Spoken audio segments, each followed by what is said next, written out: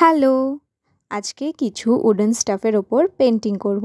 তো এগুলো আমি অনেক দিন ধরে জমা করছি। এর মধ্যে রয়েছে একটা সল্ট রাখার ডাব্বা, একটা চামচ, একটা কোস্টার, একটা কাঠের চিরুনি আর একটা কাঠের টুকরো, যেটাকে আমি এজ আ প্যালেট ইউজ করেছিলাম কিছুদিন আগে। তো এইগুলোর মধ্যে আমি ভাবলাম কাঠের চিরুনিটা আর কোস্টারটার ওপর আমি পেন্টিং করব আর বাকিগুলোর ওপর আমি ক্লে দিয়ে কাজ করব। তাই জন্য আমি ফার্স্টে টেক্সচার হোয়াইট লাগানো স্টার্ট করে নিয়েছি, যাতে কালারটা সুন্দরভাবে এর ওপরে বসে যায় আর কালারটা সুন্দর দেখতে ব্রাইট লাগে। তো দেখো এটা শুকিয়ে গেছে ভালো মতো, আর এরপরে আমি করব এর ওপরে কালার। আমি ফার্স্টে এটাকে স্কাই কালার দিয়ে করা স্টার্ট করছি। আমি স্কাইয়ের সাথে আরেকটু হোয়াইট মিশিয়ে এটাকে আরও একটু হালকা করে নিয়েছি। তো আমার সেরকম কিছু ভাবা নেই যে কি করব, আমার জাস্ট যেটা মনে হচ্ছে আমি সেটাই করছি। এর ওপরে আমি এর মধ্যে কিছু ক্লাউড করছি, আর আমি এর মধ্যে করছি হচ্ছে গাছের ডাল, আর এর মধ্যে করব আমি ছোট্ট ছোট্ট পিঙ্ক কালারের কিছু ফুল, অনেকটা চেরি ব্লসমের মতো। আমি প্রথমে একদম হালকা কালারের ফুল করেছি আর তার মধ্যে একটু ডার্ক কালার দিয়ে একটুখানি শেড করে দিয়েছি, যাতে ফুলগুলো আরও সুন্দর ব্রাইট দেখতে লাগে। আমার এই কালারের ফুলগুলো খুব ভালো লাগে। আর এইটা আমার ভাবা ছিল না, আমার পাশে যে প্লেটটা রাখা আছে যার মধ্যে আমি কালারটা মিক্স করছি, ওর মধ্যে এরকম পিঙ্ক কালারের কিছু বড় বড় ফুল করা ছিল। তো সেটা দেখে আমার খুব ভালো লাগলো, আর আমি ভাবলাম ওরকমই কিছু একটা আমি এর মধ্যে করে দিই। তো করার পর আমার ভালোই লাগছিলো। আর ওপরটা একটু ফাঁকা ফাঁকা লাগছিল ওপরটাও, তাই জন্য আমি কালার করে দিচ্ছি আর একটুখানি ক্লাউড ওখানেও করে নিচ্ছি। আর এটা হয়ে যাওয়ার পর আমি এর ওপরে দিয়ে দিচ্ছি ভার্নিশ।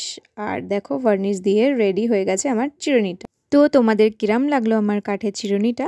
আমি চিরুনির নিচের দিকটা কালার করিনি, কারণ আমি এটাকে সবসময় ইউজ করব, তাই আমি শুধু ওপরটাই কালার করেছি। পরেই আমি আমার কোস্টারটাকেও কালার করা স্টার্ট করে দেবো। এর মধ্যেও প্রথমে আমি টেক্সচার হোয়াইট দিয়ে নিচ্ছি, যাতে এর মধ্যে কালারটা সুন্দরভাবে বসে যায় আর কালারটা দেখতে ব্রাইট লাগে। তো আমার টেক্সচার হোয়াইটটা শুকিয়ে গেছে, এবার আমি এর মধ্যে কালার করব। এটার জন্য আমি ভেবেছিলাম যে একটা ব্রাইট সুন্দর লাইট গ্রিন কালারের পাখি করব, কিন্তু করার সময় আমি সি বিচ করতে স্টার্ট করে দিয়েছি, জানি না কেন, কিন্তু স্টার্ট করে দিয়েছি।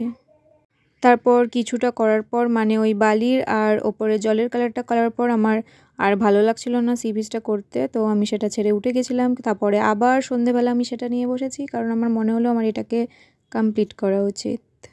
তো এটা নিয়ে আবার বসার পরও আমার এর মধ্যে ঠিক মন বসছিল না। আমার বারবার মনে হচ্ছিলো আমি এর মধ্যে একটা লাইট গ্রিন কালারের পাখি করব।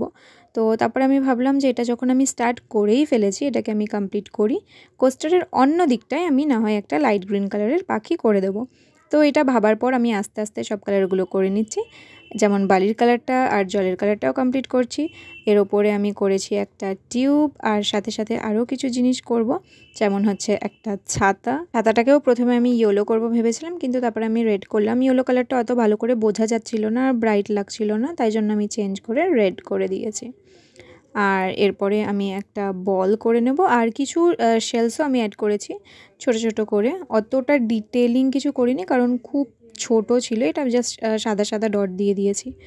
আর এই যে সেই বলটা যেটা আমি তখন দিয়ে বলেই যাচ্ছি, আর সেই লাইট গ্রিন কালারের ইচ্ছাটা আমার আর মন থেকে যায়নি, তাই জন্য আমি একটু লাইট গ্রিন কালার এখানে অ্যাড করে দিয়েছি। এরপরে আমি দিয়ে দিচ্ছি এর ওপরে ভার্নিশ, আর দেখো এইটা হচ্ছে আমার এই কোস্টারটার ফাইনাল লুক। তো কীরকম লাগলো আমার এই কোস্টারটা তোমাদের? আর আমার ভিডিওটা যদি ভালো লেগে থাকে তাহলে একটা লাইক, কমেন্ট আর সাবস্ক্রাইব করে দিও। Thank you, tata.